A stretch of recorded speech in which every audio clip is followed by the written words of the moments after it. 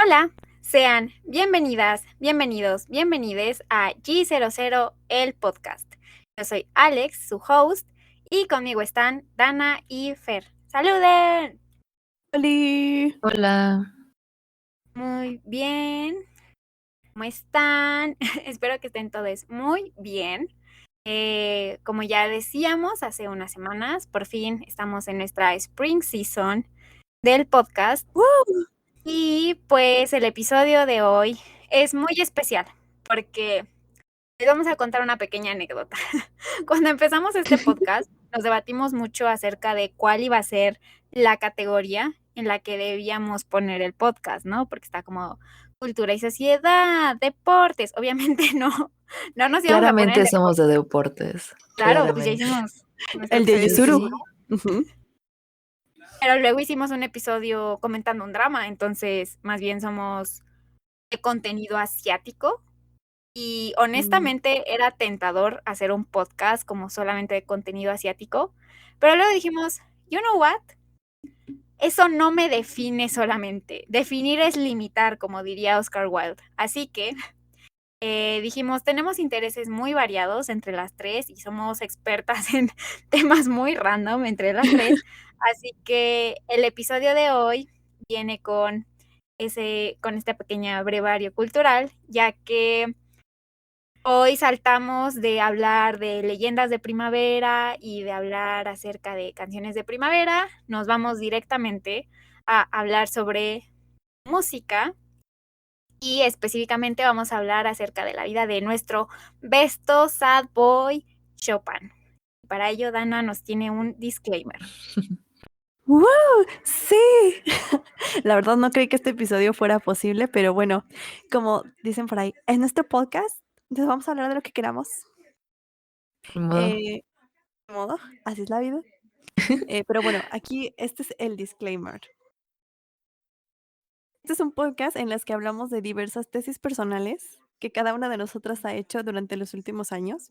Y todo está basado en investigación principalmente de internet y de libros y de la escuela y de experiencia personal. Nosotras no tenemos ningún doctorado en Chopin. Hay personas que dedican literalmente sus vidas enteras a investigar la vida entera de otros autores y ese no es nuestro caso. No tenemos un diplomado que nos avale como expertas en Chopin, ni hemos estado en Polonia, ni tenemos como todo el nivel de conocimiento y experiencia para decir que lo que decimos es irrefutable, pero sí hicimos una gran investigación. Sí me chuté mis 4 años de estudiar música, así que sí tengo idea de lo que estamos hablando, pero de nuevo, nada es irrefutable porque incluso los mismos teóricos de Chopin, que son los que conforman el Comité Internacional de Chopin, siquiera ellos se ponen de acuerdo de cuáles son las verdades porque definir la vida y el chismecito de alguien que ya murió hace unos 200 años, pues está muy difícil. Pues ya, no se lo tomen personal. Esto es nada más chismecito histórico del disclaimer. Muchas gracias. Exacto, muchas gracias, Dana. Y pues como ya hemos visto, escuchado en este podcast, nuestro hilo conector de todo es que hablamos de todo lo que nos parezca que está chido para una buena sesión de chismecito. Así que, en efecto, esto no es como una clase, no es una masterclass de Chopin, simplemente somos fans entusiastas conversando acerca de esto, porque obviamente se puede ser fan de Chopin así como eres fan de cualquier músico actual, es anormal. Así que hay que hacer como nuestro segundo disclaimer, y es que de aquí definitivamente la que tiene más información y nos va a poder contar mucho más datos va a ser Dana, así que Fer y yo vamos a ser un poco la voz de la audiencia y aportar Sobre un poco todo de yo. contexto. Entonces, cuéntanos, Fer, ¿cómo fue tu experiencia esta semana con la tarea que te dejamos? Sí, porque hago mi tarea, ¿saben? Y como el día de hoy íbamos a grabar este episodio sobre Chopin, yo no soy muy fan de la música académica. En general, no es lo mío. Pero es lo de Dana y en parte lo de Alex, so I did my homework. Y lo primero que hice, como cualquier persona normal, fue googlear, ¿no? Así de que Chopin, right? Y pues leí su bio y todo, y me metí a YouTube para escuchar su musiquita. Y lo primero que me llamó la atención fue Van Gogh, como porque, o sea, Chopin es del romanticismo, ¿no? Como de este movimiento, pero Van Gogh ni siquiera coincidieron, o sea, Chopin murió y Van Gogh todavía no estaba vivo, y pues Van Gogh sí postimpresionista, ¿no? Pero así, casi todos los videos en YouTube de recopilaciones de Chopin tienen imágenes de Van Gogh. Y a mí me resultó muy, muy raro, ¿no? Incluso hay como fanart en el que ponen así a Chopin y en el fondo está así la noche estrellada, todo muy bonito. Pero dije, this is not historically accurate. Y, y pues fue muy raro, ¿no? Entonces dije, seguramente no soy la única persona que se ha preguntado esto, ¿right? Y lo googleé, como cualquier persona lo haría. Y sí, obviamente había otras personas que ponían en foros de que, literal, ¿por qué ponen en YouTube fotos de, bueno, imágenes de Chopin y de Van Gogh en el mismo video? Y ¿Ves crossover? sí, decía como de, ok, interesting, un crossover interesante. Y la gente en los foros decía como de, es que son increíbles, son unos genios. Y dije, yeah, sure, pero ¿por qué tanta gente en, que decide subir la música a YouTube coincide en eso, ¿no? Y, o sea, no encontré como todo muy elaborado, pero encontré como un resumen más o menos de un coloquio que hubo en Colombia, porque fue como que la semana Colombia-Francia allá por el 2017. Y resulta que, bueno, esto fue hecho por unos neurólogos en la Escuela de Medicina y Ciencias de la Salud del Rosario. Y ellos se preguntaban de que cuál es la relación entre Van Gogh y entre Chopin. Y, y pues como son neurólogos, concluyeron en que la relación estaba en las enfermedades neuropsiquiátricas. Entonces, sí, Porque son los entonces, bestos sad boys. porque son los best sad boys por excelencia. Y entonces ya si les da curiosidad, pues allí viene como el desglose de como el cuadro clínico de ambos. Y pues básicamente, am, pues muchas enfermedades, muchos trastornos. Van Gogh tenía vértigo. ¿Qué más? Chopin tenía ansiedad, según esto, ¿eh? O sea, I'm not a doctor. Estas personitas de Colombia, estos investigadores de allá, fueron a los que hicieron como todo este cuadro, ¿no? Incluso pusieron, se les hizo relevante poner como de tuberculosis, fibrosis quística, y dije, ok, that's not really like a psychological thing, pero supongo que tiene como un efecto, ¿no? Y entonces mi conclusión de esta breve investigación fue que ambos fueron unos artistas tormentados, ¿no? Ambos supieron transformar su dolor en, en arte, respectivamente en la pintura y en la música, y eso resuena mucho con la gente y por eso tienden a asociarlos. Porque, bueno, o sea, ambos vivieron que en el siglo XIX, en periodos distintos, pero en el siglo XIX, en Who Cares, se ve bonito. Y lo segundo que medio encontré esta semana haciendo mi tarea, a.k.a. escuchando a Chopin, fueron los comentarios que había en YouTube. Porque, porque si algo puedes ver en los porque comentar en un video de YouTube requiere mucho esfuerzo, ¿saben? Si dejas como un comentario de hate o un comentario que te gusta en YouTube, es porque lo pensaste, ¿right? No es como, Sí, cierto. ajá, porque no es como un tweet así de que, voy a contar un tweet o publicar algo, no sé, en Instagram, así. En YouTube se tiende a pensar un poquito más. I mean, no estoy generalizando, pero un poquito más se tiende a pensar antes de comentar. Y dije, bueno, pues voy a ver como cuál es el general consent de la gente que está escuchando esta música.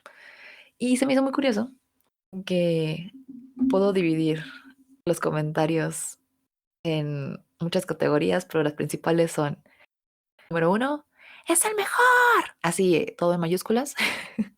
Muchos comentarios de es el mejor. Otros tantos comentarios sobre como la transmisión de la paz, ¿no? Que escuchar a Chopin les da paz y es como en general muy soothing. También están muchos comentarios de que les da compañía. Muchas de las personas hablaban sobre, porque como les digo, se piensa antes de comentar YouTube, entonces muchas personas comentan de que, yo estoy pasando por un momento muy difícil y esta pieza me hace compañía, ¿no?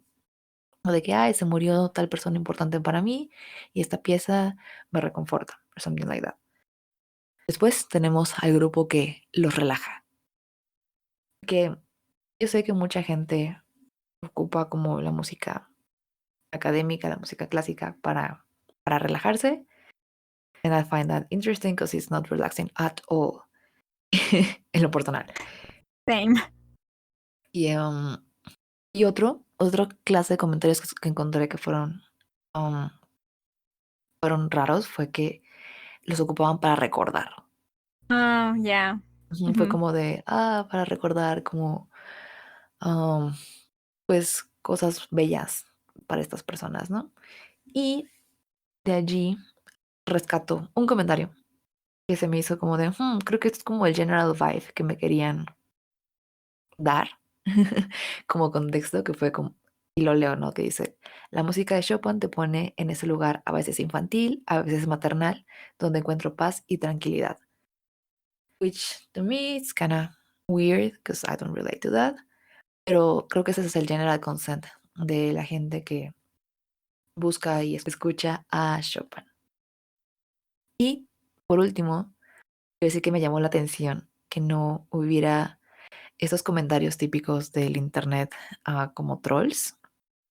Casi no había. Son videos súper populares con miles de visitas y no encontré comentarios trolls ni comentarios como generalmente se piensa como de ese tipo de música, ¿no? Como esos comentarios que hacen estas personas que añoran la música del pasado y repudian Claro. lo nuevo y de que en mis tiempos se hacía música de verdad, right? Y de que, esto sí es música y no como lo que escuchan ahora. Y no encontré ninguno de esos comentarios y me resultó bastante extraño porque yo estaba preparada para leer así un montón de comentarios snobbish de, Señores. de señores de que, me hubiera gustado vivir en el siglo XIX para escuchar esta música de verdad. Y no había ninguno. Así que shout out a la comunidad que escucha a Chopin en YouTube por ser unas personas bastante agradables y por compartir su experiencia. Y Wow. sí, I did my research, you guys. It is. I can see it. Thanks. Y después, bueno, para hacer mi tareita, Dana me mandó una playlist de YouTube que les vamos a compartir en las redes del pod, @gz00pod en Instagram y en Twitter. Y en esta lista, pues en esta lista de reproducción me la puse a escuchar y lo que concluí, así lo escribí en mayúsculas en mis notas, fue, él estaba muy confundido y ansioso. Y And I mean, yes. eso fue lo que saqué, el general feeling que saqué, que es muy íntimo, es alguien muy íntimo, como, o sea, no estoy diciendo que yo escuché así de que al Chopin original, ¿no? O sea, sé que es como la interpretación que cada quien le da, pero sus piezas en sí son íntimas, son fáciles de escuchar y es como cantar con el piano, más o menos, porque como les dije en el principio, la música académica no es lo mío porque a mí me gusta más la letra, right? Me gusta las palabras y la voz y así. Y por eso no soy muy fan de escuchar ese tipo de música, pero creo que en varias de las piezas de Chopin canta. Y ya, Después de escuchar esa playlist, concluí que mi favorita fue el estudio del Opus 10 número 3, que se llama Tristeza por alguna razón, pero a mí no me dio tristeza, me dio mucha nostalgia y creo que todas las demás canciones, bueno, no canciones, piezas de la playlist están mucho más tristes que esa y ese es mi fav. ¡Tarán! I mean, el disclaimer es que no le mandé a Fer ninguna de las piezas típicas que salen en todos los comerciales de gente intelectualona ni en las películas. O sea, le mandé una selección de piezas que no son como las más difíciles, pero tampoco están en el top 10 de las más conocidas. Le mandé como surtidito de lo del medio para que tuviera otra idea aparte de lo que todo el mundo ya conoce. Entonces también hay un poquito de influencia de que conociera otro Chopin que no fuera el del centro comercial. It was great. Thanks. Y tengo muchas preguntitas, pero no sé si esas en lo que van hablando o primero. Lo primero es por qué se llama nocturno. Porque Chopin es muy conocido por sus nocturnos, I guess. Ok. Voy a dar como un mega contexto que va a parecer muy largo, pero les prometo que va a tener sentido. La mayoría de las personas conoce a la música académica como música clásica, ¿no? Todo el mundo que mencionas un artista, ya sea Bach, Beethoven, Mozart, Chopin, etcétera, y todo el mundo dice música clásica.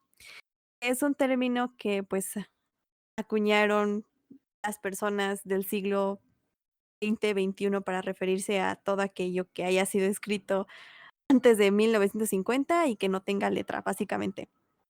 Pero en realidad, la música clásica, pues, es solamente la que se escribió en el periodo clásico.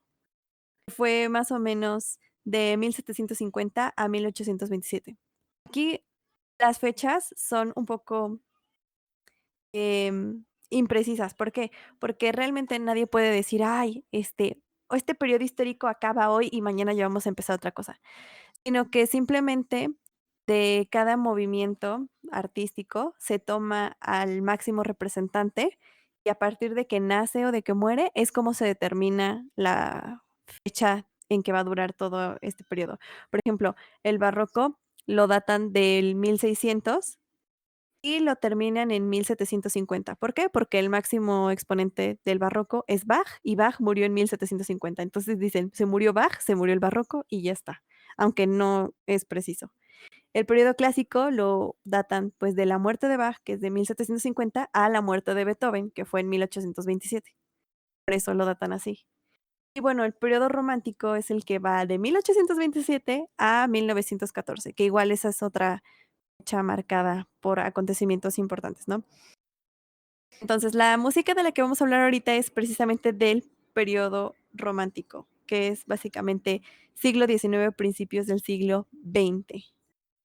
En cada, pues, periodo musical surgen diferentes estilos para componer, diferentes géneros que se popularizan, se desarrollan y luego se olvidan un poquito. En el periodo romántico venimos de haber establecido muchas, muchas reglas en cuanto a estructura musical durante el barroco y durante el clásico. Y los románticos, aparte de por toda la situación que se estaba viviendo en Europa en ese momento, dicen, ¿saben qué? Ya fue suficiente teoría, ya fueron suficientes jaladas, ya fue demasiado Bach, ya fue demasiado Beethoven, vamos a empezar a romper como con estos moldes. Y empezaron a hacer sus propias em, estructuras musicales y sus propias composiciones.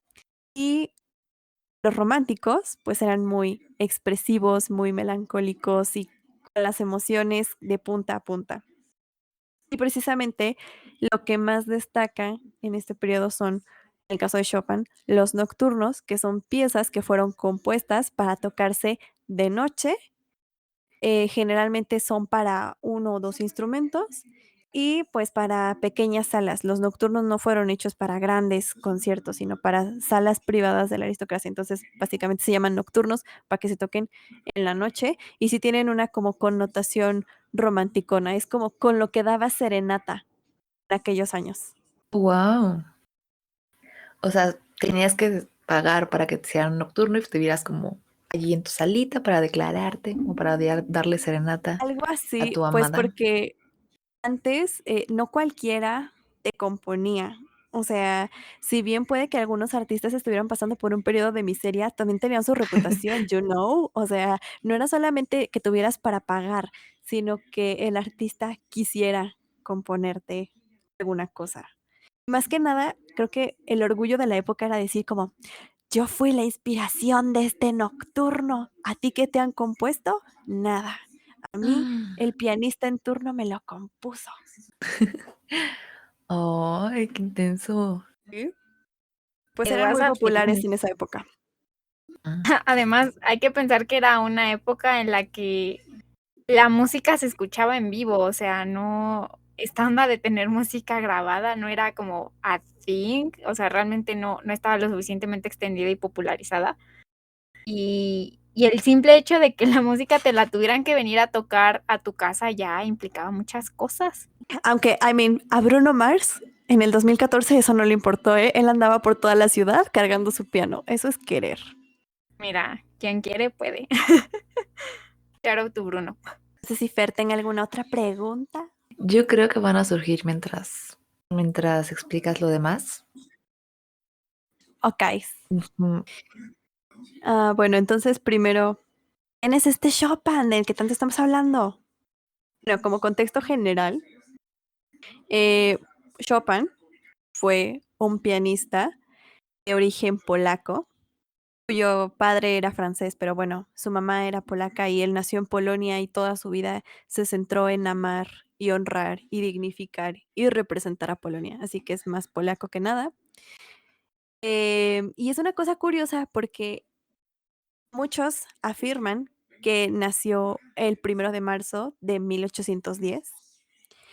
Su familia y él mismo lo decía, pero hay una controversia porque su papelito este del bautismo dice que nació el 22 de febrero. So, a pesar de que la mayoría de las personas acepta que Chopin nació el 1 de marzo, hay muchas otras que dicen que fue el 22 de febrero y que simplemente se cambió el cumpleaños y que fue el sacerdote el que se equivocó, pero pues como no se sabe, lo más aceptado hoy en día es hacer la semana de cumpleaños de Chopin. Empieza el 22 de febrero y termina el 1 de marzo. Y es toda una semana dedicada a Chopin, a sus composiciones. Y pues murió el 17 de octubre de 1849, o sea, se vivió poquito, o sea, a mí 39 años se me hace relativamente poquito, pero Es pues poco. bueno, eso fue porque fue un niño muy delicado, de una salud muy delicada, o sea, Chopin siempre estuvo enfermo desde chiquito.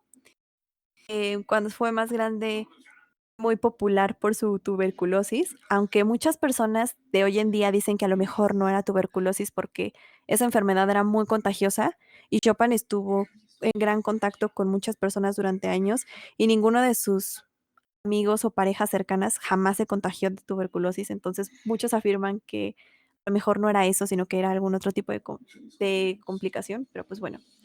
¿Y de qué murió? Pues supuestamente de una pericarditis, pero pues todo siempre es como especulaciones, ¿no? Nunca se puede saber a ciencia cierta qué pasó. Como contexto, pues ya dije, su papá era francés, pero pues se fue a Polonia y él amó Polonia y murió ahí.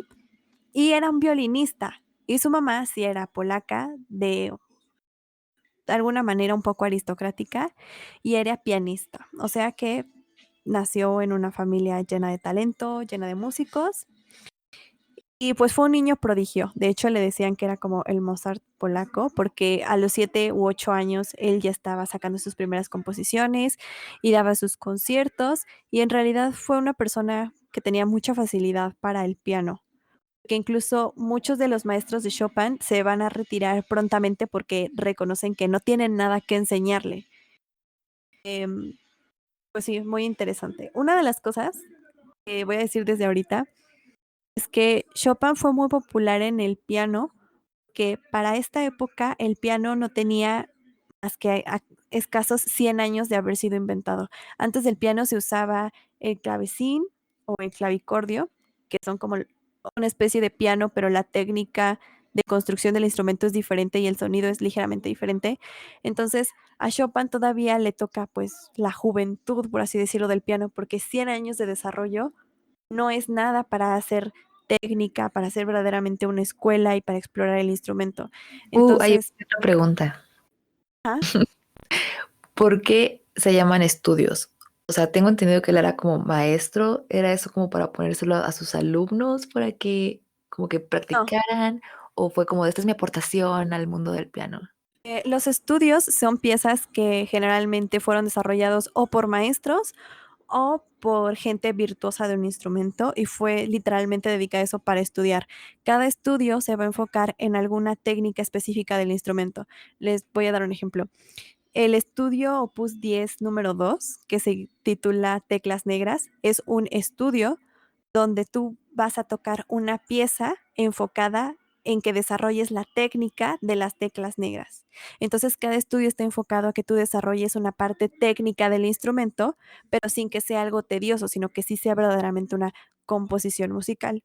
Y los estudios de Chopin son muy famosos precisamente porque antes los estudios sí sonaban como eso, como un estudio, como Como una pieza que le ejercicios. pondrías a un niño, ajá, para que ejercitara.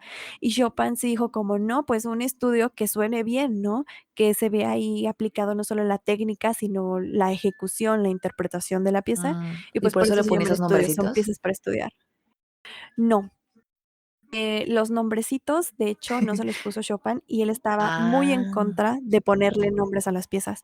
Eso de que le digan, estudio de la tristeza o estudio el mejor. revolucionario, viento de invierno, etcétera, etcétera, son nombres que después las personas le van poniendo a las piezas para identificarlas, porque eso es lo que les evoca. Pero en realidad Ah, Chopin estaba muy en contra de que nombraran las piezas, porque él decía que eso ya te daba una suposición de lo que iba a tratar y no te ibas a concentrar en lo que la pieza te dice, sino en lo que alguien más ya te dijo que esa pieza significa. Y además, makes sense. a él le gustaba que la música fuera un arte, en el sentido de que hay indicaciones en las partituras donde te dice, aquí con mucha gracia, o aquí muy lento, o aquí con pesadez. Y Chopin decía que no, que la música tenía que sentirse. Y hay una frase de un libro donde lo citan a él, donde dice: "Si una persona, al tocar mis composiciones en los primeros compases, no siente cuál debe de ser el ritmo y la intención de interpretación, mejor que no la toque". Entonces, Ay, Chopin era muy de que, o sea, es tú que la estrés tienes ser que su alumno. sentir.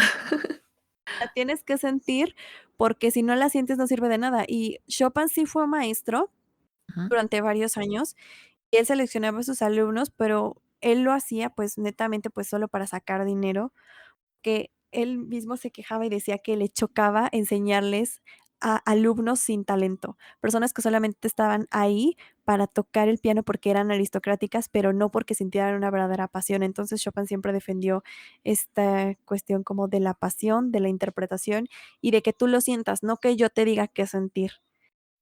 Entonces, sí, los nombrecitos son inventados y las piezas tienen el nombre de lo que fueron hechas. Los estudios son, pues, para estudiar, nada más que los de Chopin son muy famosos porque no se siente que sean un ejercicio, sino sí es un trabajo que podrías exponer en un concierto sin ningún problema. Oh, wow. Sí, makes Y es sense que por él no eso le de puso sus nombrecitos.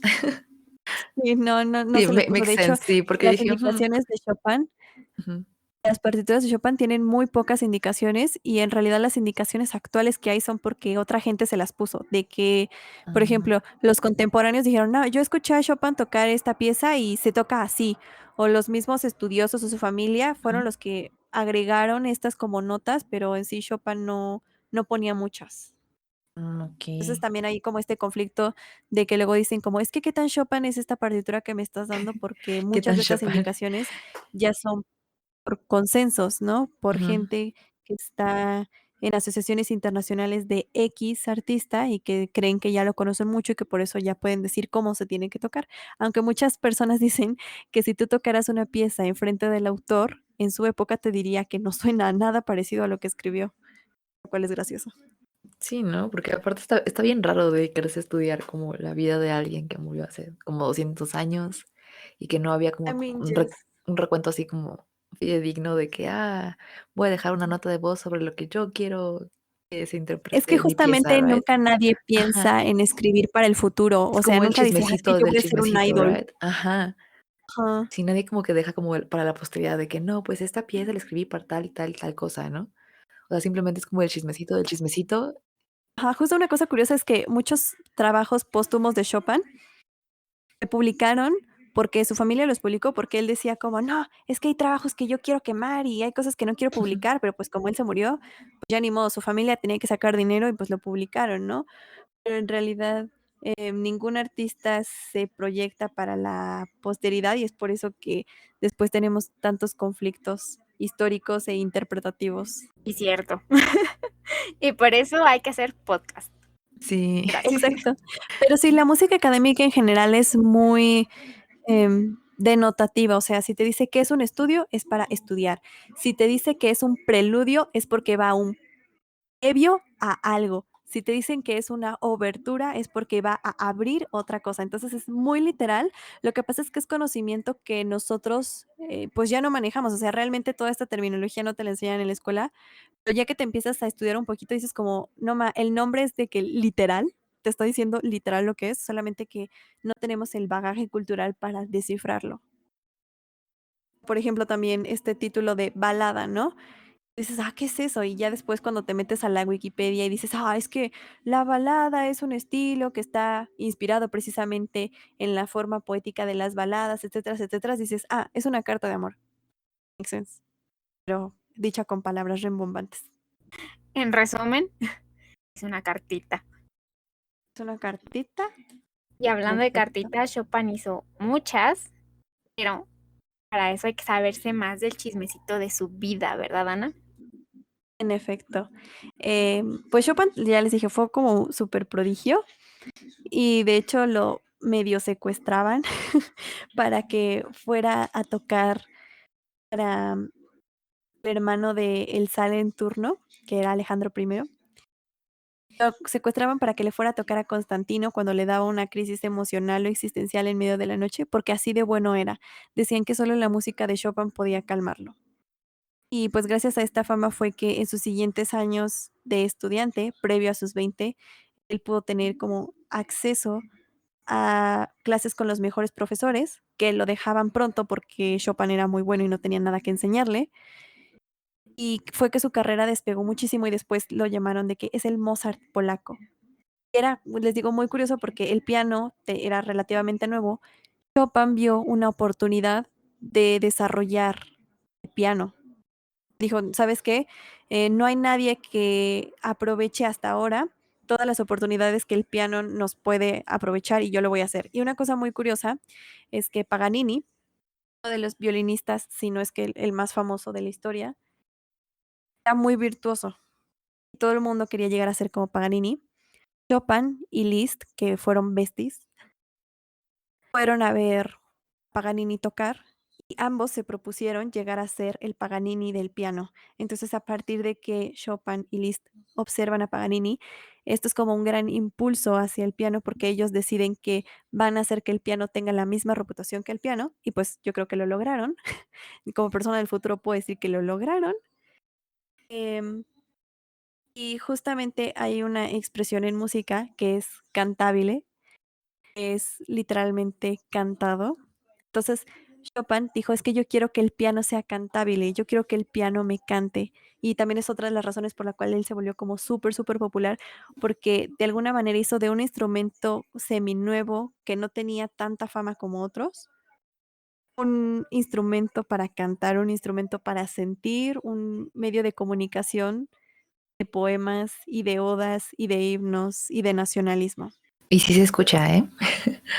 Exacto. Fer no tiene como todo este contexto, ella lo está No, o sea, escuchando por primera vez yo toda soy aquí. así el público, o sea, usted puede escuchar, yo soy su voz. Y aún así puedo decir que Ahora, sí canta.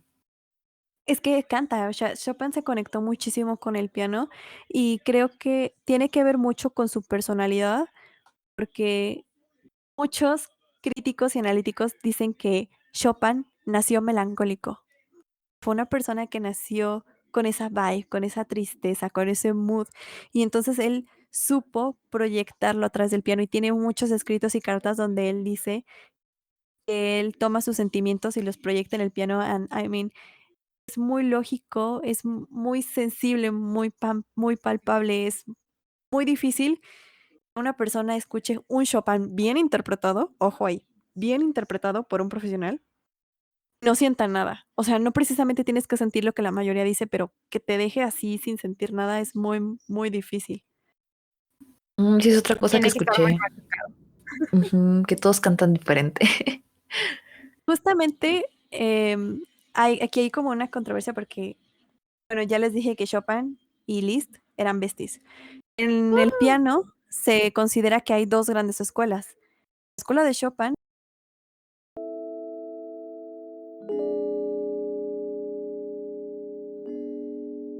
Una disculpa a nuestro amigo personal Liszt, porque ya es como la quinta vez que tratamos de grabar esto y nos lo corta cuando hablamos de sus manotas. Pero bueno, prosigamos. Te respetamos, List. Sí. No es que Liszt no te hiciera sentir nada, sino que Chopin te hacía sentir todavía más. Entonces, cada quien era como una rockstar a su manera, y de hecho Chopin eh, no tuvo una gran carrera en los conciertos, sino que sí fue niño prodigio, sí dio muchos conciertos y después, ya cuando fue más grandecito, daba puros conciertos en salitas pequeñas aristocráticas y muchas de sus piezas después las interpretaba Liszt porque a él sí le gustaba de que la fama, la fortuna, la atención, etcétera, etcétera. Y la vida de rockstar. Entonces, la vida de rockstar. Entonces hubo 2 grandes escuelas, que no es que fueran escuelas literales, sino que cuando sigues los métodos de enseñanza de un escritor, de un compositor, dices que estás en la escuela de ese compositor, ¿no? Entonces hubo estas 2 grandes escuelas, la de Liszt y la de Chopin. La de Liszt era muy virtuosa porque Liszt tiene unas manotas grandotas que le permitían hacer unos acordes increíbles. Entonces tenía sonidos muy interesantes porque sus manos podían hacer posiciones de acordes que no cualquiera podría, porque estaban muy grandes. Y la escuela de Chopin se caracterizó más, pues, por hacer cosas como de contrapunto, por toda la teoría que metió, por hacer que los estudios ya sonaran como piezas decentes y no como piezas para estudiar. Sobre todo porque también la escuela de Chopin involucra desarrollo de todo el brazo. O sea, para tocar Chopin necesitas usar todo tu brazo, los dedos, las muñecas, independencia de las falanges, el codo, el brazo. O sea, tú tienes que estar ahí cual pulpo para poder tocar ahí Chopin. Entonces, desarrolla mucho el brazo, mucho el cuerpo, mucho la mente, mucho el alma, etcétera, etcétera. Y por eso es una escuela como tan virtuosa y por eso no cualquiera toca Chopin, porque se busca no solamente la técnica, sino la parte de la interpretación. Y por eso también él fue como muy popular y por eso mucha gente siente que conecta bien con sus piezas. Hay una frase que dice que la música de Beethoven fue muy famosa porque puede conectar con las masas. Pero la música de los compositores románticos como Chopin funciona porque conecta de manera individual con cada persona. Entonces también por eso fue muy famoso. A pesar de que a Chopin no le gustaba mucho dar clases, eso lo hacía para sobrevivir y porque le chocaba que los niños ricos estuvieran en el piano solo por ser ricos, pero sin tener como ningún talento, ninguna pasión, ninguna interés. De que básicamente estaban ahí porque podían pagar las clases, que pues era Porque algo sus súper papás común. los obligaban. Porque las señoritas tenían que saber tocar el piano para ser aceptadas en sociedad y no sé qué tanto. Justo, Ay, no. justo. Eh, y bueno, la vida de Chopin fue muy interesante y muy ajetreada, y se refleja mucho en sus composiciones.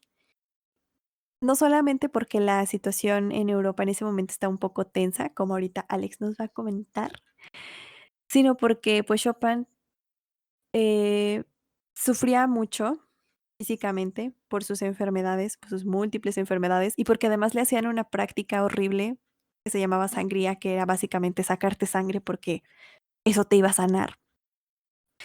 Y porque también todos sus amores fracasaron.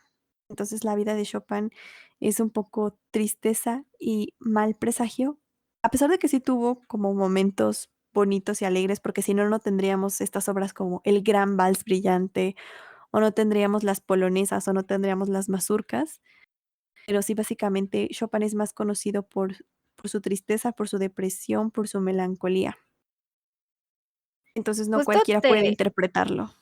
justo te iba a preguntar si, por ejemplo, los valses, las mazurcas y las polonesas, o sea, me imagino que evidentemente reflejaban la vida o lo que estaba sintiendo Chopin en ese momento, pero no sé si también escribió ese tipo de composiciones como para intentar adaptarse más como a cierto tipo de público, como el vienés y así, o fueron Eh, como cosas que hizo 100% porque quería.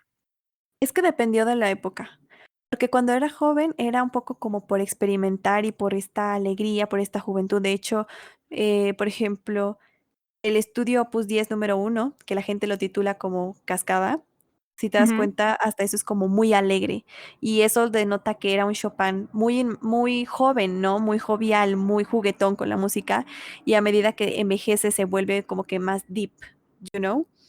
Lúgubre. Em, en efecto, porque vive más.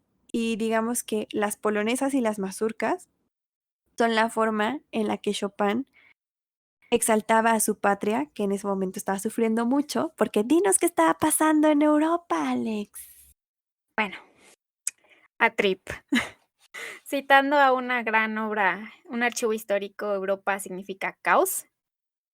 Entonces, particularmente en los 1800, la vida en Europa era ajetreada, y particularmente en Polonia, porque Polonia en ese momento no era la Polonia que conocemos actualmente.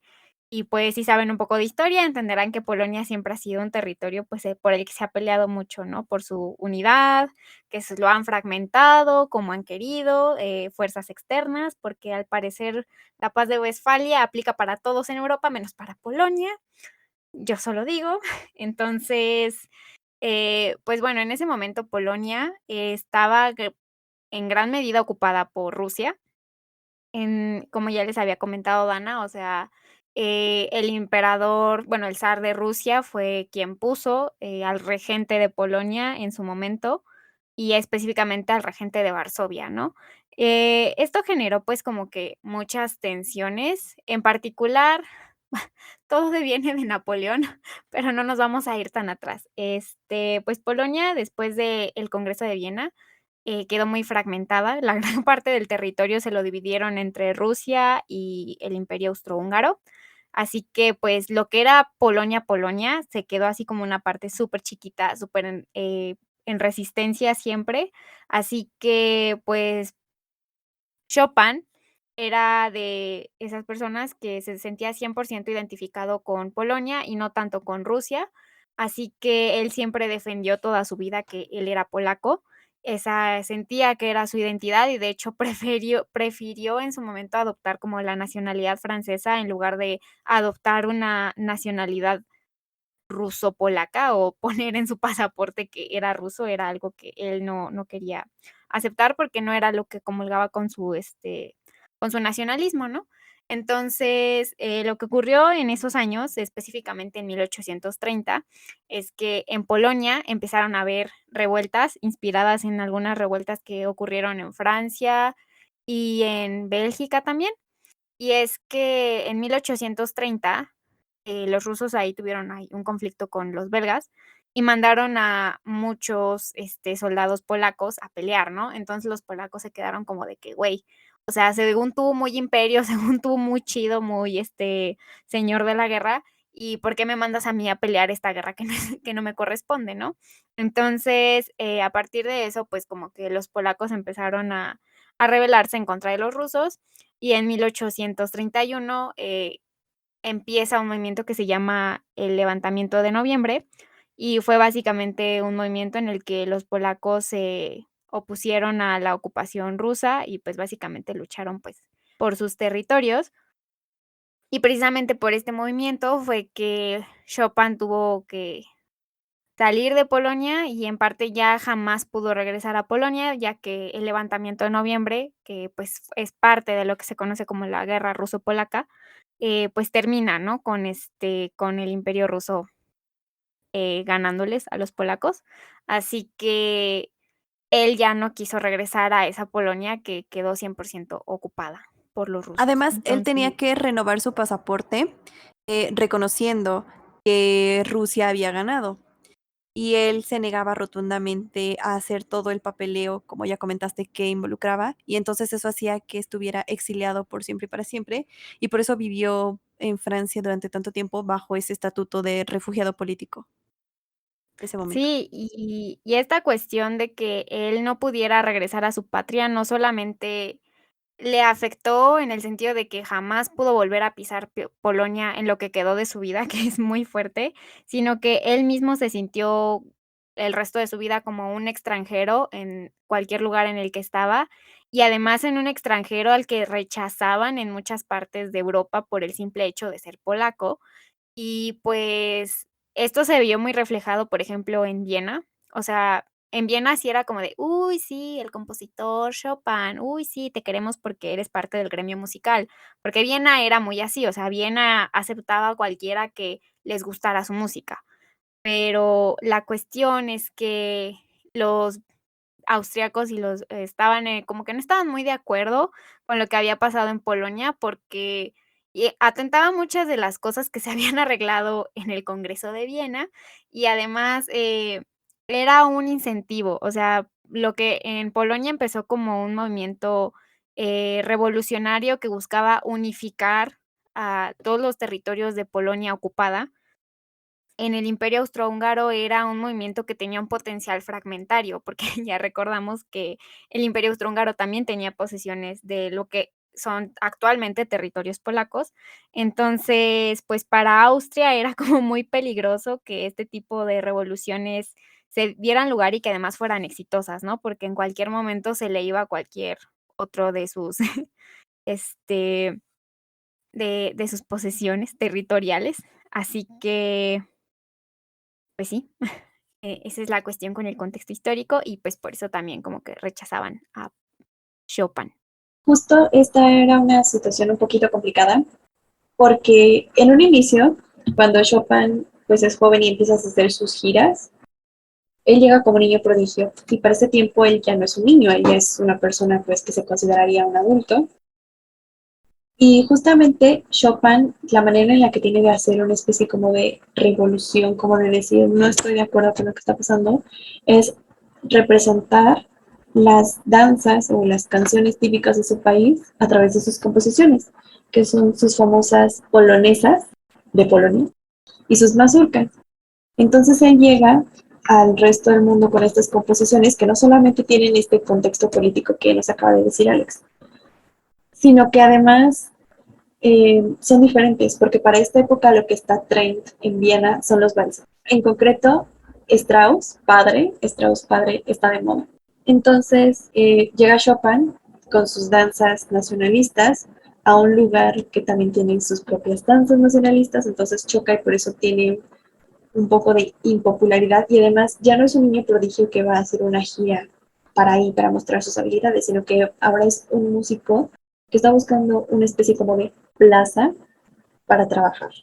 Entonces, una cosa es que seas un niño jugando, ganando un poco de dinero, y otra muy diferente que seas una posible como competencia a los compositores nacionales. Entonces fue una época muy difícil. Sin embargo, sus piezas también más alegres y más bonitas se van bajo estas situaciones que son sus grandes vals brillantes, sus polonesas, sus mazurcas, etcétera, etcétera. Sin embargo, también tiene esta pues contraposición de que muchos de sus estudios famosos, que son los de los Opus 10, que aquí paréntesis, los opus son como decir los álbumes. Y todos los opus 10 es como una especie de álbum donde conjunta composiciones. Y luego también hay otros opus. Son Thanks. como álbumes. Justo iba a Entonces, preguntar. sus álbum del opus 10 tiene piezas muy lindas que empieza a componer cuando él está joven en Polonia y tiene otras piezas que son compuestas justamente en este periodo. Entonces, una de las más famosas que es el estudio revolucionario, que es el Opus 10 número 12, justamente tiene toda esta vibe de agresión y de revolución porque está pensado en todo lo que estaba pasando con Polonia en ese momento. Y entonces tú, cuando te sabes la vida de Chopin, puedes entender por qué hay piezas que suenan como suenan, porque en realidad son un reflejo de todo lo que estaba viviendo y eso te ayuda a entenderlas mejor. No es que si no te sabes este contexto no las vayas a saber, o no las vayas a entender, o no las vayas a sentir, sino que el contexto te da otro punto de vista para apreciarlas aún más. ¿You know? Exacto. Context is everything. El chismecito nos dice todo. Y Justo. pues básicamente, pues como para cerrar cosas generales de Chopin, Chopin le dedicó su vida al piano, su vida a Polonia, su vida a su viaje de autodescubrimiento. Pero sí, básicamente, si tuviera que describir a Chopin en 2 palabras, es melancólico y piano, literal, esos dos. Y todo lo que viene a su alrededor de que, pues, desamores, frustraciones, nostalgia, revolución, etcétera, etcétera. Pero Chopin es literal piano y melancolía. Y fue tan piano que solo tiene 2 conciertos para piano y orquesta, donde la orquesta está de adorno, más o menos. Y también tiene una pieza de piano con violonchelo, que eso se lo agradezco mucho porque yo estudié violonchelo y entonces digo como gracias que al menos Chopin pensó una pieza que pudiera tocar. Pero pues sí, básicamente eso. Fue un gran artista influenciado por la situación de la época y porque fue a ver a Paganini. Ojo ahí con Paganini. El idol de la época. El otro idol de la época, es que sí, los idols empezaron en el romanticismo. Muy fuerte, o sea, sí, yo creo que sí hubo un momento en el que los idols así como cultura, hasta concept, empezaron, fue definitivamente en el romanticismo, porque ponle Mozart también ya tenía lo suyo y Bach, pero creo que la forma en que consumimos música y la forma en que nos hacemos fans de los músicos se parece mucho más a la forma en que lo hacía la gente del romanticismo, Sí, lo eso cual de es súper pelearse interesante. por los conciertos y aventar ropa y gritar y morirse, eso sí ya es muy romántico.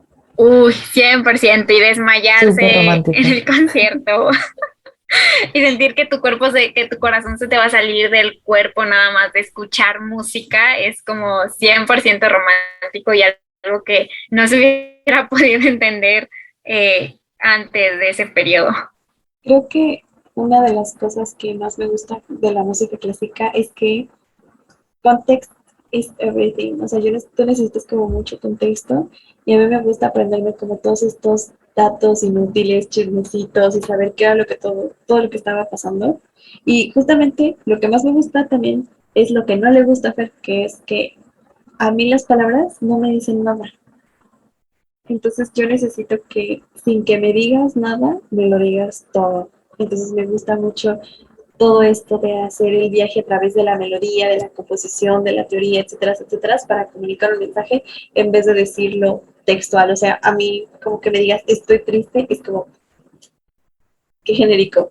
No, a mí componme una balada de 10 minutos explicándome específicamente por qué, cómo y cuándo estás triste. Diferentes facetas de la evolución humana. Indeed. O sea, dos formas de performatividad súper diferentes. Y pues ya que estamos hablando acerca de toda esta cuestión de las emociones y de cómo la música nos proyecta cosas, ¿por qué no nos cuentas un poco del chismecito detrás de una pieza de la que ya hemos hablado un poquito en este podcast y referencia al episodio 2? Entonces, cuéntanos un poco acerca de la balada, Dana. ¿Qué significa la balada? La balada con la mayúscula es una pieza a la que le vamos a dedicar muchos segmentos en diferentes episodios del podcast porque es muy performática. Como Y ya porque es dijimos, muy importante para nosotras. justo, como ya dijimos, las baladas son básicamente cartas de amor, tanto en el sentido de lo escrito como en el sentido de la música. Las baladas son cartas de amor. Y Chopin, digamos que tuvo, yo, a mi consideración, 3 mujeres importantes en su vida. que fue su primer amor, Constancia, su segundo amor, que era la persona con la que se quería casar, y no se pudo casar porque su familia descubrió que él estaba enfermo y por eso lo cortaron, que fue María, y George Sand, la mujer que le desgració la vida, a mi consideración. En este podcast no amamos a George Sand. Y bueno, Qué fuerte el que primer le amor de hizo. Chopin era una cantante de ópera, muy linda. Y de hecho dicen que el día en que Chopin se fue de Polonia para nunca volver, ella le cantó unas piezas vestida con un vestido blanco y una corona de flores. Performática. Y después Chopin se fue y ella se casó con otro hombre, pero aquí a Chopin se le hizo justicia porque después ella quedó ciega y terminó sus días en la amargura. Y no lo digo yo, lo dicen mis libros de Chopin.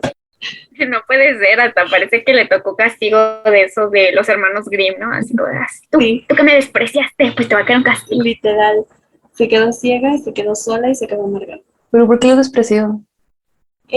Pues porque básicamente necesitabas una gente que tuviera dinero en ese momento y a pesar de que los artistas podían llegar a tener mucho dinero, esta figura de el artista es relativamente nueva. Antes hacer música era un oficio, o sea, no era muy bien visto. Además, ella se quedó en Polonia, ¿no? Sí, ella se quedó en Colombia. Eso fue como su primer amor y en este momento en el que él está pues en Polonia con ella, empieza a escribir la balada número 1 en sol menor, opus 23. Voy a enfatizar aquí que es en sol menor porque básicamente en términos muy muy sencillos, las expresiones mínimas de la música para ser escritas son modo mayor y modo menor. Modo mayor tiene una connotación feliz, modo menor tiene una connotación triste. O sea, está en modo triste. @Jaime Tuzano, por favor, esposoreanos. Por favor. Y los Tuzet Violin también. Bueno, esta balada escrita en modo triste. Empieza a escribirla y le manda los manuscritos a Schumann, otro gran compositor, y tiene los primeros esbozos. Pasa todo esto de tener que estar recorriendo media Europa buscando un lugar donde asentarse. Conoce a esta otra mujer llamada Marie, o María, como le quieran llamar, se enamora de ella, le pide la mano en matrimonio, la aceptan y todo, hasta que la familia de ella se da cuenta de que Chopin está enfermo y cancelan el compromiso. Y él queda despechado. Y pues básicamente esta balada fue compuesta en medio del amor de dos mujeres y un despecho por la tierra que lo vio nacer y a la que nunca va a volver. Ese es el contexto de la balada y tarda bastantes años en hacerlo, la verdad.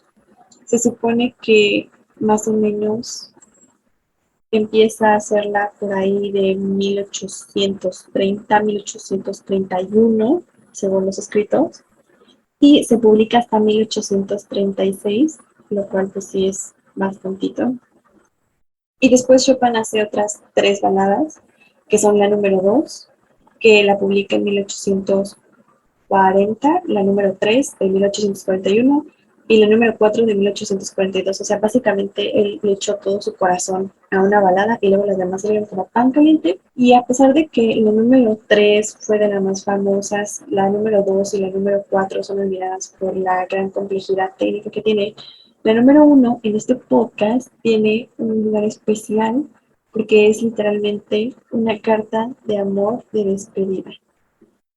Ya sea que fuera para su primer amor, o ya sea que fuera para la mujer con la que nunca se casó, o porque su gran amor fuera Polonia, esta es una pieza que nos habla de amor, alegría, pero también un poco de despedida, de melancolía y de no querer dejar ir. Si ustedes la escuchan, van a ver que hay motivos musicales que se repiten mucho porque está esta idea de no dejar ir, de no querer que termine, de no querer despedirse. Y es una pieza con una carga emocional muy, muy grande y también es muy, muy usada en la cultura pues, popular. En la película del pianista sale justamente en la escena en la que el pianista se encuentra con un soldado alemán y se supone que el soldado ya lo va a dejar ahí y le va a dar chance de vivir y pues el pianista toca esta pieza. O también en el anime de Shigatsu wa Kimi no Uso sale como pieza principal de una de las escenas más fuertes. En Piano no Mori, que es otro anime, sale, o sea, esta pieza sale en muchos lugares, en mucha producción cinematográfica, y pues es muy bonita, y hasta eso voy a dejar porque no quiero hacer spoiler de futuros episodios. Esta pieza es importante para el resto del podcast, de los siguientes episodios que vayamos a filmar, es importante. Sin duda, porque si algo nos define en este podcast es que somos fieles seguidoras y creyentes de Chopin, pero es particularmente pensamos que la balada es una de esas piezas musicales que te cambian muchísimo o que te mueven muchísimo la primera vez que las escuchas. Y nos hicimos amigas por eso.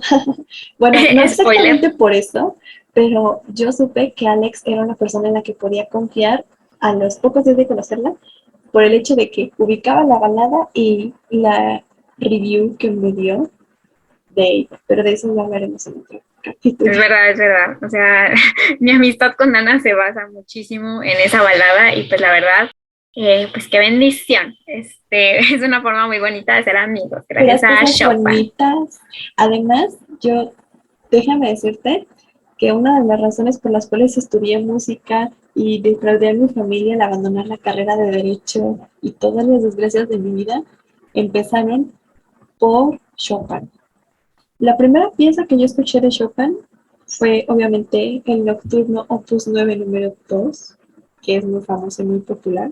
Lo vamos a dejar en la playlist. Pero la primera pieza como consciente que yo escuché de Chopin, o sea, ya con una edad en donde podía tener entendimiento de la música, o sea, más allá de los 3 años, fue precisamente la balada, y en un contexto en el que yo no estaba poniendo nada de atención, pero escuchar esos 8 minutos y feria que dura, a la edad en la que yo lo escuché, a mí me hizo llorar, y yo no sabía en ese momento nada de música, ni que existía Chopin, ni siquiera tocaba muy bien como que el piano, ni nada, pero eso fue como un punto de inflexión en mi vida, y estoy aquí grabando este podcast en parte gracias a la balada de Chopin. Indeed. Si yo pudiera decir que tuve un gran amor en la música, diría que fue la balada de Chopin. Además de que para tú interpretar a Chopin, para ser fan de Chopin, tienes que tener como un cierto background. Necesitas ser un tipo de persona como muy específica, y es por eso que soy como muy crítica con todos los intérpretes de Chopin, porque si tú no me haces sufrir, básicamente, siento que es un Chopin que no está bien ejecutado, siento que no entendiste nada, porque no puedes venir a tocarme un Chopin feliz con alguien que vivió la mayoría de su vida en tragedia, en tristeza y en melancolía, y en parte siento que también por eso yo conecté mucho con este personaje, porque hubo muchas cosas en las que me identifiqué mi vida con él. Y déjenme decirles que hace como 4 años yo era todavía más intensa de Chopin, era muy, muy, muy intensa, extremadamente intensa. O sea, mi vida se resumía entre Chopin y Yusuru. También por eso seguía a Yusuru. Vayan a escuchar ese episodio. Lo seguí porque patinó a Chopin, y esa era como la batiseñal. O sea, para mí, todo lo que tuviera que ver con Chopin ya era una señal. Por eso le hablé a Alex y por eso estamos siguiendo la carrera de Yusuru. Sin embargo, hoy en día creo que, si bien Chopin siempre va a ser como una parte importante, no creo que toda la vida me pueda identificar con él, además de que no creo que sería sano, no considero que sea sano estar en modo Chopin toda tu vida, pero sí tienes que estar como en un muy, muy particular para entenderlo bien. Sí, eso es muy cierto. Sobre todo porque Chopin es el tipo de músico que apela muchísimo a las emociones, y justo lo que dice Dana, pues acerca de los intérpretes, refleja mucho acerca de las escuelas a las que cada músico o intérprete pues es como más cómodo o más afín. Por ejemplo, hay músicos a los que les va muy bien con Bach, o les va muy bien con Mozart, o con este tipo de músicos en los que hacer las cosas como si fueras un cronómetro humano es lo que te va a hacer brillar en la sociedad musical. pero Chopin es lo contrario, o sea, en Chopin no te sirve ser un cronómetro sin corazón. Ahí tienes como que hacer catarsis prácticamente en el escenario para que se sienta la pieza. Y creo que eso es algo muy valioso, ¿no? A la hora de hacer un performance, es también lo que te indica de por qué al final de cuentas escuchamos música interpretada por humanos y no por máquinas, ¿no? En efecto, y justamente en esto que dices de la interpretación, cada persona tiene como su intérprete favorito y cada quien se especializa en tocar como una especie de música, porque todos conectamos de maneras diferentes con los autores, ¿no? O sea, yo, por ejemplo, te puedo decir que por cómo es mi personalidad y cómo es mi vida, yo detesto tocar a Mozart porque Mozart es demasiado alegre y yo no conecto con la alegría, yo conecto más con esta parte de la tragedia, con esta parte de Chopin, de Rachmaninoff, de gente que es muy emocional y no tanto estar paseando por un campo de Con flores. Margarita, tenemos Sí, que inventarnos drama. y por eso muchas personas no pueden interpretar bien una pieza porque dices, ay, sí se escucha bien y teóricamente está bien, pero si no me hace sentir nada, entonces, pues, ¿para qué vine, no? Y justamente esto es un poco las grandes disputas de los conciertos, de decir, pues, ¿qué califico, no? ¿Califico técnica o califico que sí entendió el compositor? O mejor aún, califico el hecho de que tomaste las palabras y los sentimientos de otras personas y los adecuaste en contexto tuyo a manera de que estás diciendo lo que tú eres con las palabras de otro. Por eso es tan Justo, complicado el mundo de la música clásica y por eso soy tan crítica en las versiones que escucho de cada pieza, porque soy muy fan de ciertos intérpretes. Y otra Chopin señal de mi vida es que justamente mis pianistas favoritos, tocando cualquier otra cosa, después me entero que o han sido competidores de la competencia internacional de Chopin o han sido ganadores. Y es que luego se nota quién trae la escuela de Chopin o la escuela de Mozart, porque sea lo que sea que toques, vas a traer como una cierta vibe. Y a mí, por alguna razón, me gusta mucho la vibe de la gente que toca Chopin, a pesar de que estén tocando Beethoven o alguna otra cosa, se les nota. Se les nota. y justo después de acabar la playlist, la que mencionaba playlist, am, lo que pude notar fue que la música clásica pues, básicamente es proyectarse. Astralmente, un poquito así. Ahora que hablas acerca del concurso Chopin, ¿puedes explicarnos cómo funciona el concurso Chopin, Ana? ¿Qué se califica? ¿Cómo te califican en el concurso ¿Y por qué no Chopin? leen? ¿Y quién gana? Bueno, el concurso Chopin es un concurso internacional que son básicamente como las Olimpiadas, pero de Chopin. Se hace cada 5 años y se celebra obviamente en Varsovia y se supone que se instituyó en 1927. Y de ahí se ha celebrado más o menos cada 5, cada 6 años, porque es que también depende de si ese año había guerras o recesiones o cosas así. Eh, y básicamente es un concurso donde pueden aplicar personas de todo el mundo. Eh, en versiones más modernas, tú necesitas una especie de recomendación, o sea, no puede participar la persona que quiera, sino que tienes que tener como un cierto nivel, un cierto prestigio, una cierta carrera para poder aplicar. Tú aplicas mediante, bueno, en las versiones más recientes mediante un video se aplicaba. Después de ese video escogen más o menos como 80 personas. Esas 80 personas hacen unos performances allí en Varsovia. De esas 80 personas, después nada más quedan entre 20 y 12 personas, que son los que pasan como a las rondas finales y básicamente tienes que estar haciendo varios stage y varios performances hasta que llegues a la ronda final. ¿Y qué tienes que tocar? Pues de todo, literal de todo. Tienes que tocar un estudio, tienes que tocar varias mazurcas, tienes que tocar polonesas, tienes que tocar de todo lo que haya compuesto Chopin y al final los que llegan a las rondas finales tocan alguno de los conciertos para piano con la orquesta y como solo son dos, pues los finalistas tocan uno, tocan otro y pues ahí es cuando tienes como el punto de comparación. Y básicamente los jueces, que pueden ser ganadores anteriores de otras ediciones o jurado altamente especializado o miembros de la alta sociedad aristocrática de la música, son los que deciden si ganas, si pierdes y así. El ganador se supone que recibe más o menos como 40,000 euros, más o menos el primer lugar, el segundo lugar 30,000 y así. Pero lo que pesa más, pues no solamente es el dinero y pasar como al círculo de la hermandad a los que ya ganaron, sino que también te ganas una serie de giras alrededor del mundo tocando Chopin. Y también ganas la posibilidad de grabar un álbum con las piezas que fuiste a interpretar y ese álbum te lo lanza. O sea, básicamente te conviertes en una especie de rockstar, pero para el mundo de la música clásica. Y te da prestigio y te hace que te inviten con orquestas famosas y pues básicamente que la gente te ubique, porque realmente los pianistas más ubicados son los que ganan los concursos, ya sea este de Chopin o el de Tchaikovsky, etcétera, etcétera. Para más información, véase Piano no Morí.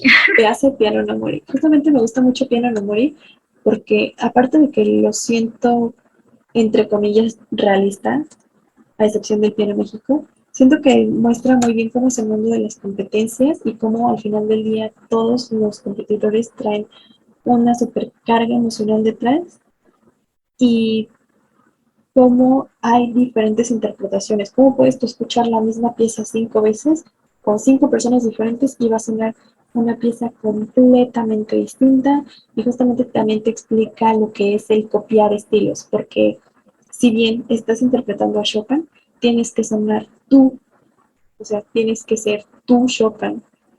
Y hay gente que dice como, es que este se escucha como el Chopin de X persona o es el Chopin de su maestro. O dicen, le está haciendo plagio a X artista por el estilo, por el feeling. Es súper complejo. Es muy, muy complejo. Y pues nada más como chismecito cultural, ¿verdad? Las piezas más famosas de Chopin casi siempre van a estar relacionadas con sus amores y con sus amigos. Y una última cosa que quería decir de los Beatles, Chopin y Liszt, es que Chopin terminó durante varios años con una mujer cuyo seudónimo era George Sand, que tenía 2 hijos. No vamos a hablar mucho de ella porque personalmente me cae muy mal y no la tolero y considero que fue una relación súper tóxica y que los mejores trabajos de Chopin fueron o antes de ella o después de ella, pero no durante ella y me cae muy muy mal. Pero terminó Chopin con esta persona gracias a Liszt. ¿Por qué? Porque Liszt tenía un amante que se llamaba la Condesa Marie y los estudios o el álbum de estudios Opus 25 de Chopin, Chopin se lo dedica al amante de Liszt y a Liszt no le gustaba que le pedalearan su bicicleta. Entonces, Oye, ¿cómo evitas que te pedalen tu bicicleta? Pues le presentas a otra persona. Entonces, justamente Chopin y George Sand se conocen porque Liszt los presentó y los llevó a una fiesta. Chopin no era muy de fiesta, pero Liszt los sacó y los presentó. En un inicio ellos se cayeron muy muy mal, George y Chopin, pero Liszt ahí hizo su magia para que hubiera una tortuosa relación de casi una década, horrible, donde Chopin casi se muere porque a la vieja se le ocurre llevarlo a una isla con lluvia en plena tuberculosis. Pero bueno, ese es otro chismecito que quería contar. qué fuerte. Y que la balada número 2 está dedicada a su amigo Schumann. Schumann, el mismo Robert Schumann, que también es un compositor famoso y que tuvo el privilegio de tener en sus manos los primeros bocetos de la primera balada. Qué fuerte. Bueno, Schumann también tiene una vida bien intensa. En general, toda esta bandita de compositores y de artistas de la época vivían cosas muy raras. Porque también a la esposa de Schumann se la querían bajar a Schumann. Sí, ¿verdad? Ay, el Brahms. Sí, el Brahms, y le compone unos valses que muy discretamente el señor titula como Valses del Mar de Amores. Mira, pues. Mucho chisme. La indirecta, sí. La indirecta. Por cierto, el Liebeslied de Liszt tiene algo que ver con todo este triángulo amoroso. No. Claro que sí, Liszt se moría por esta otra señora. De hecho, se fugaron durante un tiempo y pues fueron a su modo felices. Pero ¿qué podemos concluir de todo esto? Que Chopin es increíble, que Chopin es tragedia que en palabras citadas de sus amigos de la época, él era increíble no por su fuerza ni por su sonido, sino por sus matices y sus contrastes delicados, por su rubato, que aquí paréntesis, el rubato es cuando aceleran o desaceleran a propósito los intérpretes la pieza para darle justamente su propia interpretación. Chopin era muy de esto, por eso no ponía interpretaciones en las indicaciones de las partituras, y por su piano cantable de sentimiento lírico. No lo digo yo, lo dice el libro de Los grandes de todos los tiempos, titulado así, y en la sección de Chopin. Increíble, la verdad.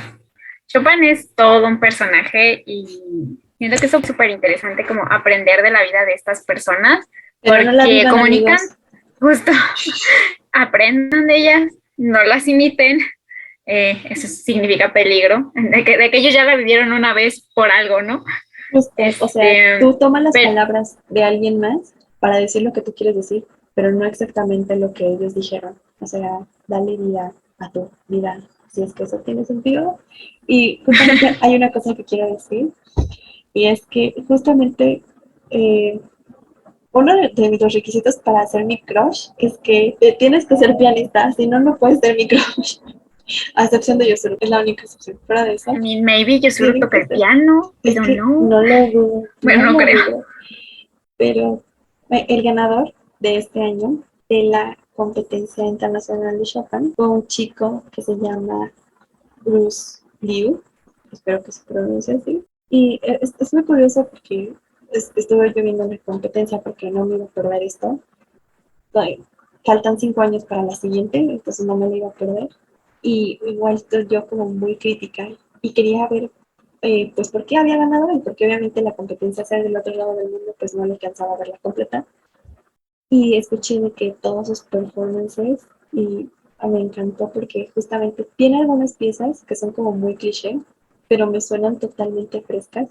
Y tiene piezas que son muy poco conocidas también en sus interpretaciones, pero que se sentían de una manera muy impactante, que dices, wow, ¿esto por qué no está en el top 10 de Chopin? ¿Esta por qué no la conocía tanto o por qué no la tocan tanto?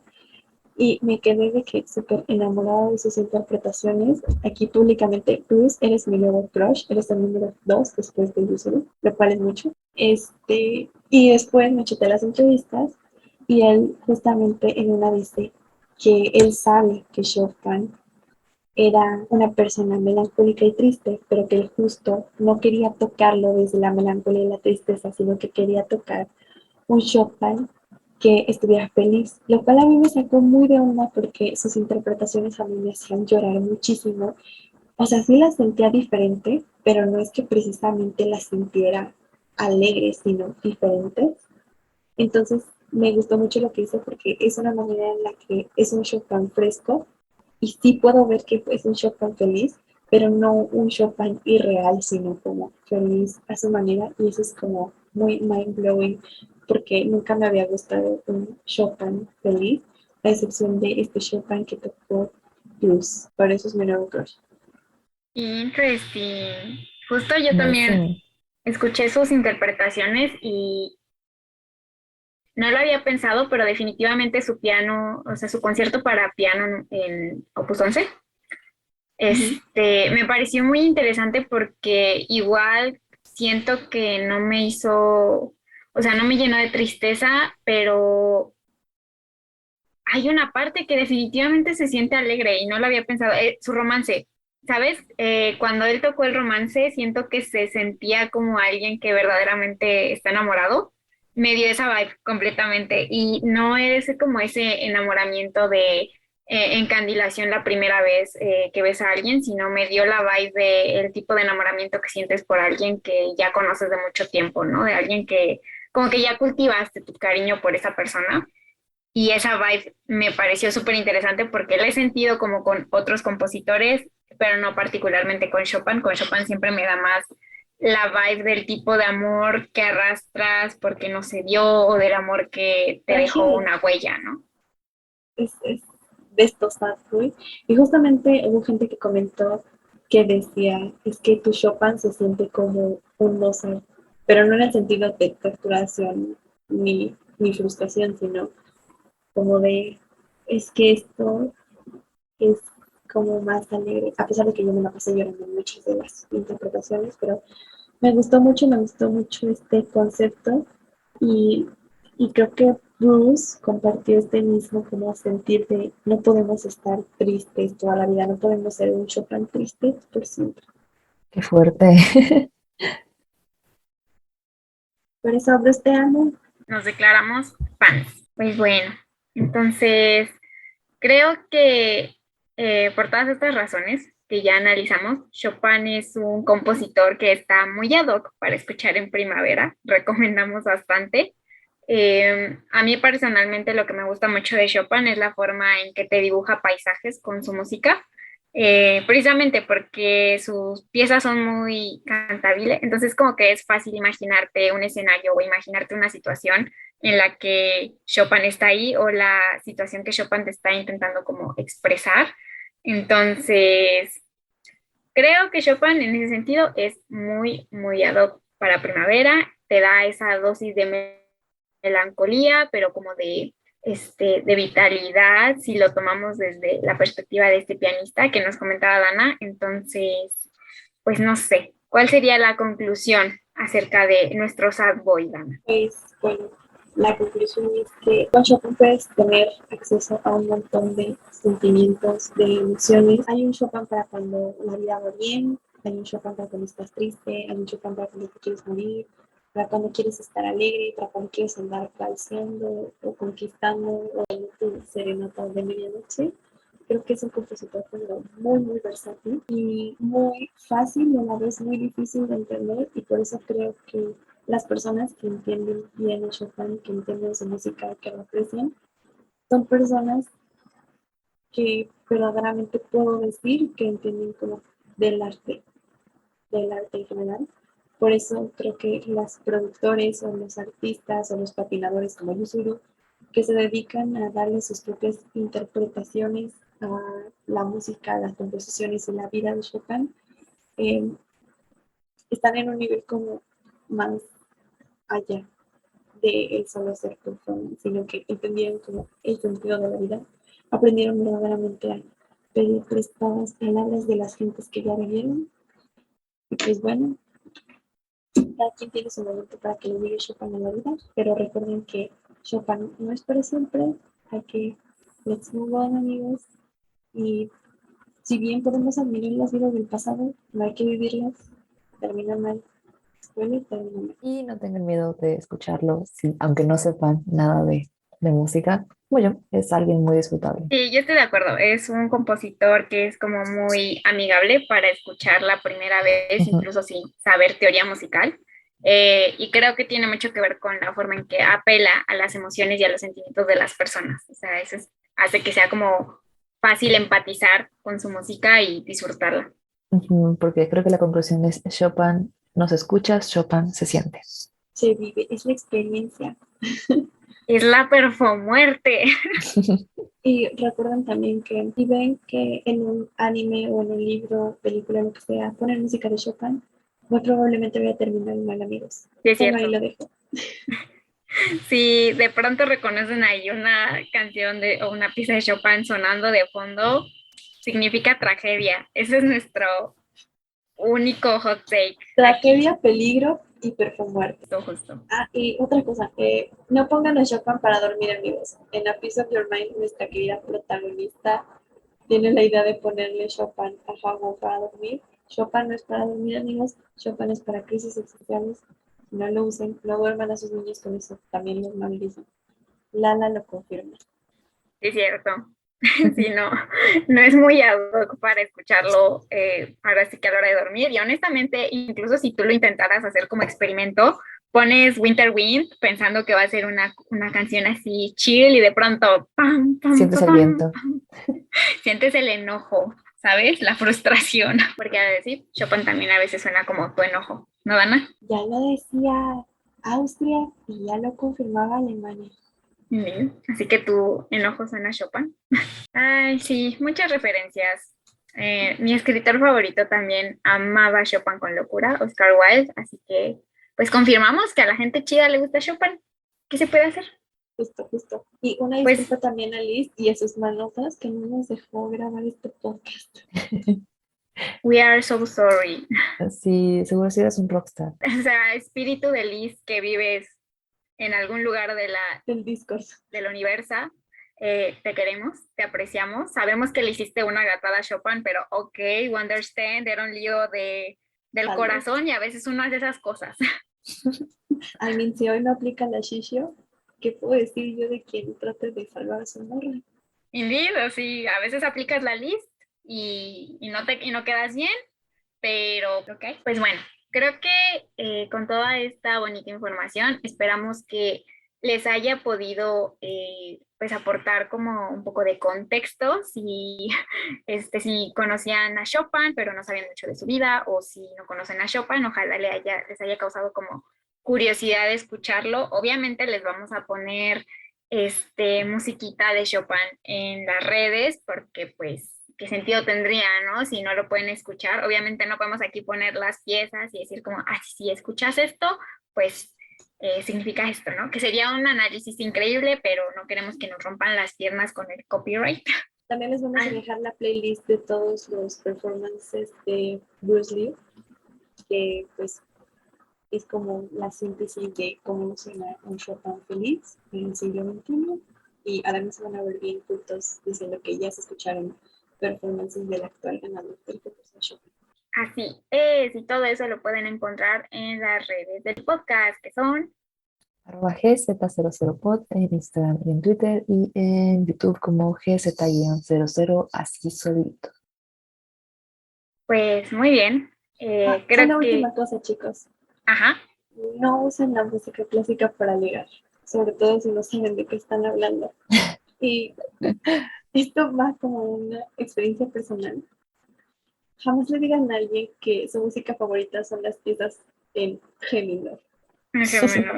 No, mejor digan que les gusta Estrellita o algo así.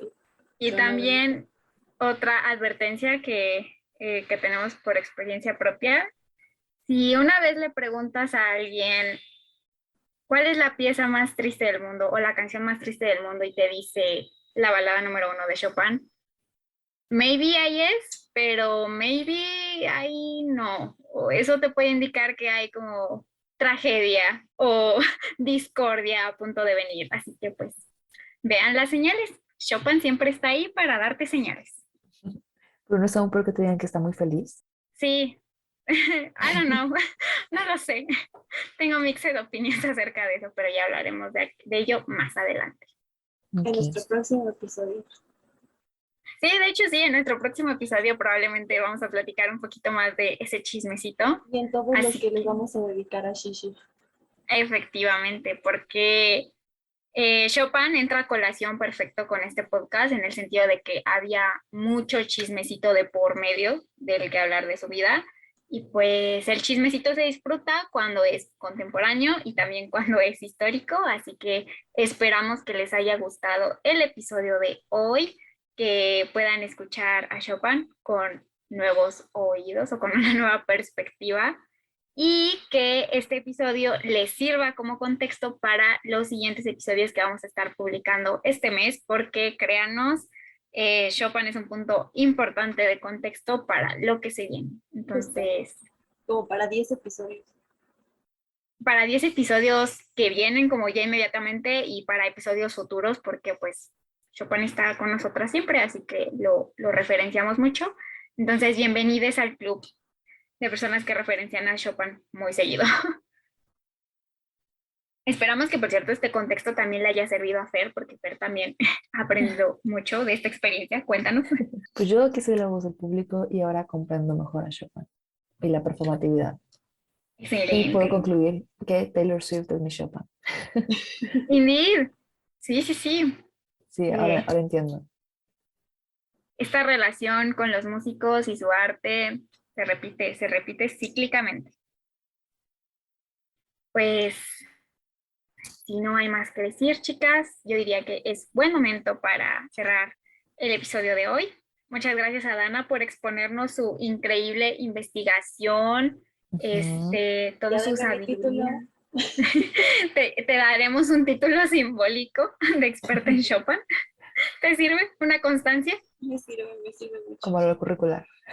Con valor curricular, sí, una constancia para que se sepa, así como de que se aventó un podcast de hora y cacho acerca de Chopin, así que está cualificada para hablar de este tema. Y de nuevo, Pues, Jaime, Tuset, patrocínanos. patrocínenos. Y de paso Live Studios, ¿por qué no? Y de paso, Dave Studios, por favor. Eric, tú tienes más de Chopin dentro de ti de lo que crees. Yo lo sé, Alex lo sabe y lo vamos a hablar en un episodio. ¿Cómo de que no? Claro que sí, porque si Taylor Swift es la Chopin de Fer, Eric Nam es mi Chopin. Entonces, pues, encuentren a sus Chopins dentro de sus artistas favoritos. No tienen que ser músicos, pueden ser hasta literatos. Y los van a encontrar, o como la gente, ¿no? Que encuentra mucho de Chopin en Van Gogh. Simplemente está ahí, ¿no? Es algo que se siente. Así que pues nosotras somos G00 y pues les deseamos que tengan una bonita noche, una bonita velada y pues hasta aquí queda el episodio de hoy. Bye. Bye. Bye.